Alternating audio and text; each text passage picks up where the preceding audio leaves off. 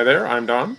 And hi, I'm Cindy. Welcome to Pearls of Liberty, November 2nd, 2013. We have made it into November, Woohoo. and yesterday morning when we were getting up, we said to each other, wow, it's been a few days without a crisis. And all of a sudden, yesterday, there was a crisis.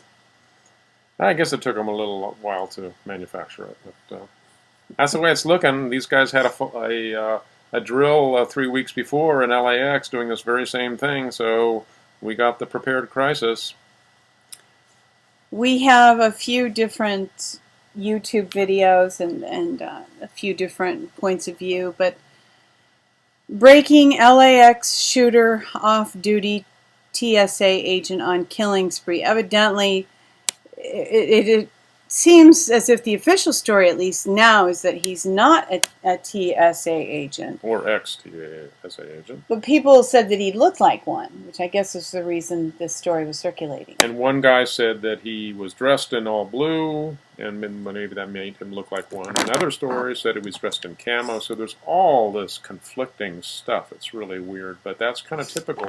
But the interesting thing to note in this is the narrative that is coming out in the mainstream press, and that is actually pretty clear. They're pushing it for being able to arm TSA agents. And just think about it. If you were constructing a police state, that's the next thing you would need. Of course, the TSA wouldn't get to be as big and pervasive as it is if the TSA were armed. People would be in an uproar about that because they would see a police state. But you need a crisis event in order to create a police state and give weapons to people that haven't previously had them. So I really think that's where this is headed. And first saw that thought from Paul Joseph Watson, and I think he's right on the money with that. Well, interestingly enough, one of the most significant issues surrounding this event is the fact that a drill was practiced, and the words of the police chief, this guy, were something like this exact scenario. I think he used that phrase, exact scenario, was practiced in a drill. So that's just kind of one of the flags of, when, as Alex Jones often says, whenever there's a drill, watch to see a real event follow. Yeah, that doesn't necessarily mean that every drill becomes an event, but that almost all manufactured events have been preceded or are simultaneous with a drill. And this police chief in this interview, he really either is he's making that known, and you're supposed to keep quiet about that, which makes us wonder if maybe he has a guilty conscience and he knows what's going on. Or maybe he was completely, maybe he is just waking up. I think that's or possible. just maybe But he maybe saw just this and said, "Oh my God!" wants to come clean, realizes that he's been a part of something he doesn't want to be a part of, that kind of thing. Because the guys, as this video shows, the guys who are standing around him did not look very pleased when he mentioned the drill. And one of the guys even put his hand over his forehead and rubbed his eyes, rubbed his face. Right. Oh my God, he's talking about that. Oh my God. You would think they would teach these guys to have poker faces, wouldn't you? And not react. They need to watch Lie to Me or something, or take those drugs that relax your facial muscles so nobody can read your expressions. I think the holding your hand over your face is even goes beyond the Lie to Me stuff. It's not exactly subtle. It's pretty easy to read. Yeah, it is pretty easy to read, and it happens quickly, but it is right there for everybody to see. And here's just another video. I think this is the one that has a few different witnesses saying that they saw the guy dressed differently and carrying different weapons. Meaning that there are two contradictory descriptions of the shooter. So both of them can't be true. And if you have a false flag event and you have the approved people that are telling a story, they may not actually be talking about what really happened, but they're saying what they're told to say. So something like that is probably going on here. LAX Hoax Proven in Pictures. And this is an article that is about the drill. And it has the date October 5th because that is evidently the date of the drill. Yeah, I noticed that actually just down here a little lower at the end of that section says end of fake article. So I'm not sure what they mean by fake article, but the probably planted article would be a better description. In other words, somebody did an article about this drill back on October 5th. Whatever mysteries there are surrounding this, it's very clear if you watch the videos of the police chief that the police chief very clearly stated that they had a drill practicing this exact scenario.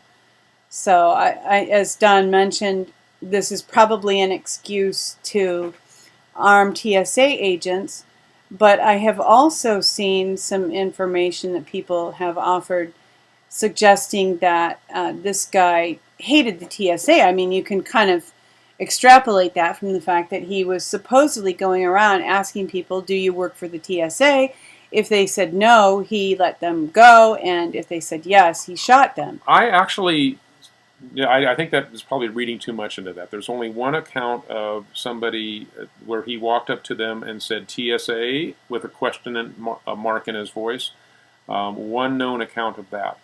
I actually suspect that narrative being pushed is intended to create the quote awareness, really false awareness, that the TSA people are in danger and need to be armed. Because it doesn't make sense that somebody would go around asking TSA, are you TSA? Because it's obvious by their uniforms who's TSA. At any rate, I wouldn't read too much into that other than the suspicion that they're trying to make TSA purposely look like the victim so that they can arm them. Well, that, and also if it's people who are I think one of the tweets I saw said that the guy was wanted to fight the New World Order or something like that.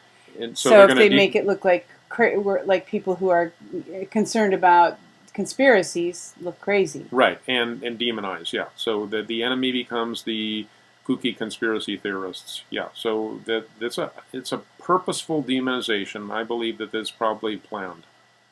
So that was our crisis for the week, and hopefully enough information about it will be exposed. And I want to know why, with cameras everywhere, they can't seem to piece together an account of what really happened. Well, this is the same with all of these major events, is that you only get the video coming out of what they want you to see.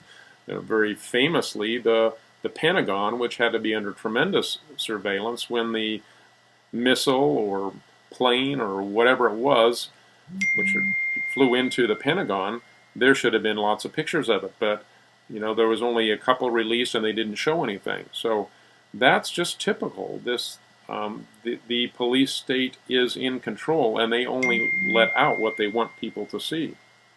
So in so doing, they are able to craft whatever story suits their wishes, however they want to mind control people, however they want to influence public opinion, and they can present whatever they feel will accomplish that end. Yeah, and don't forget that these, now with the prominence of the internet media and people that are able to photograph with their cameras, we need that.